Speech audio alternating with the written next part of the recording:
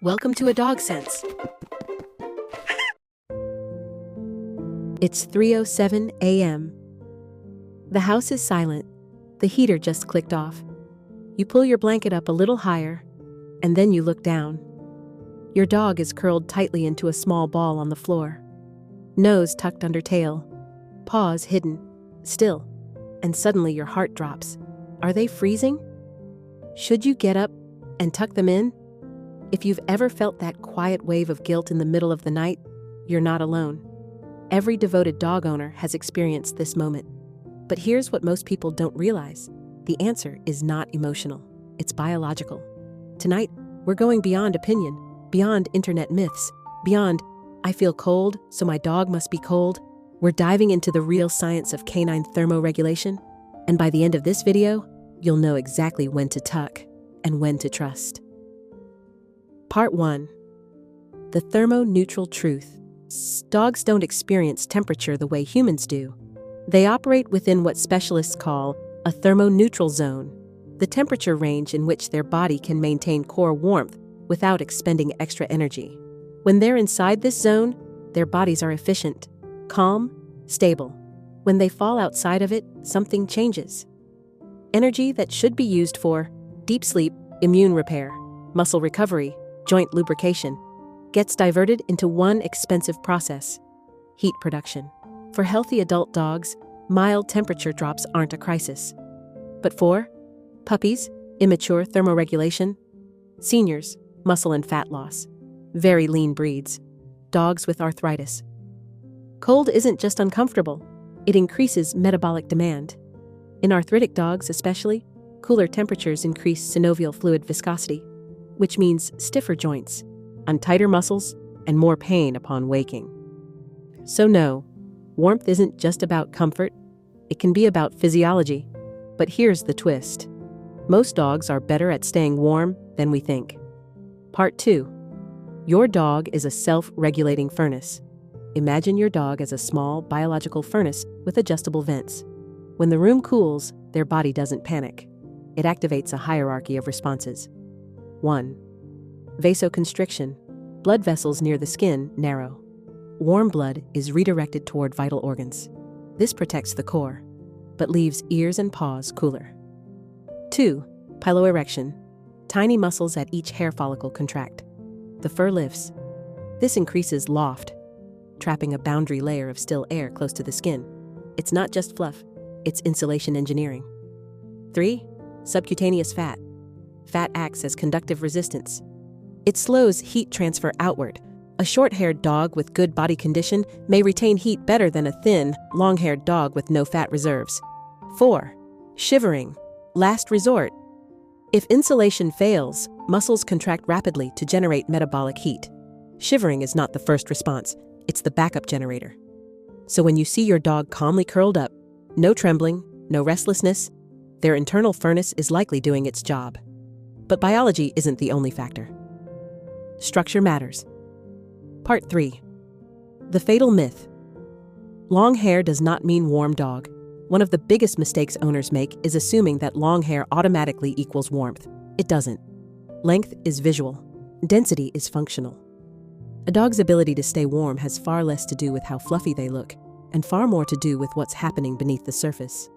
Breeds with true double coats, like the Siberian Husky, Alaskan Malamute, Samoyed, Akita, and Shiba Inu, are built as thermal engineers designed them. They have a dense, soft undercoat that traps air guard hairs that repel moisture, a natural loft that creates insulation without effort. That loft, that trapped air layer, is what keeps them warm. Now here's where many owners accidentally interfere. When you place a heavy blanket over a thick double coat, you compress it. You flatten the loft.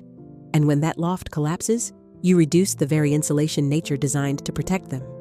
In some cases, you can even trap humidity close to the skin, creating warmth they don't need and moisture they definitely don't want. So if your dog sprawls belly up on cool tile, if they stretch their legs outward instead of curling in, they're not asking for more warmth.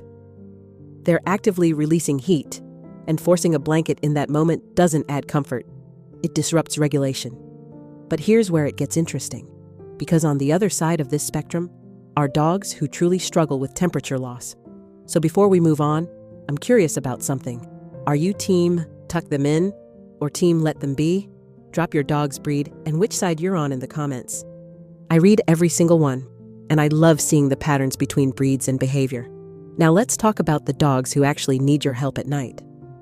Part 4. The floor is the real enemy. Many dogs aren't cold because of the air temperature. They're cold because of conduction. Cold tile and hardwood are high conductivity materials. They act like heat siphons, pulling warmth directly from the body. That's conductive loss. Then there's convective loss.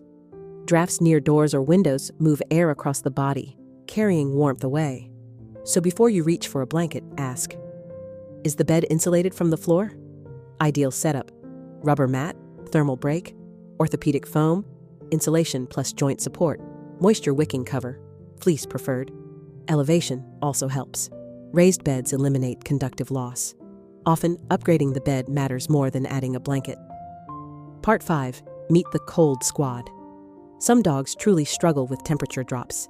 These breeds have high surface area, minimal fat, or thin coats. The most vulnerable include French Bulldog Chihuahua, Greyhound Italian Greyhound, Whippet Maltese, Yorkshire Terrier, Miniature Pinscher Dachshund, Boston Terrier.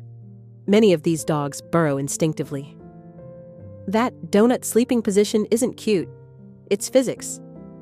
By curling tightly, they reduce exposed surface area and conserve heat.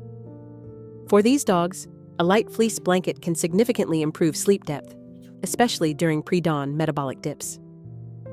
Part 6. The 3-night blanket test. Instead of guessing, test.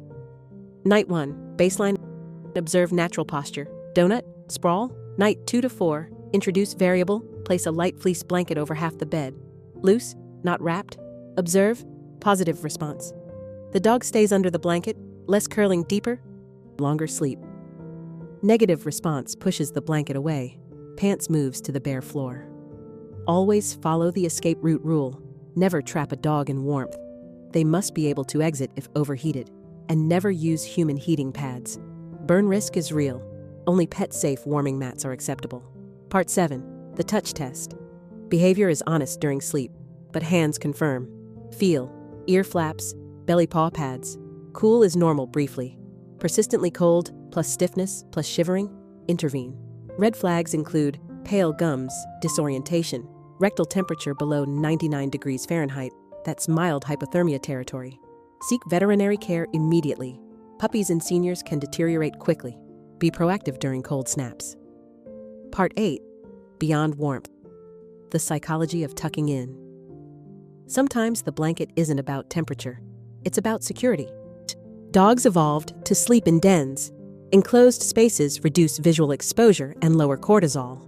For rescue dogs or anxious puppies, a loose blanket can create a micro-den. The gentle pressure mimics containment, similar to calming wraps. So when you tuck your dog in, are you warming them or helping them feel hidden and safe? Sometimes it's both. Create zones: elevated airflow bed, insulated orthopedic nest, optional blanket corner. Let instinct decide.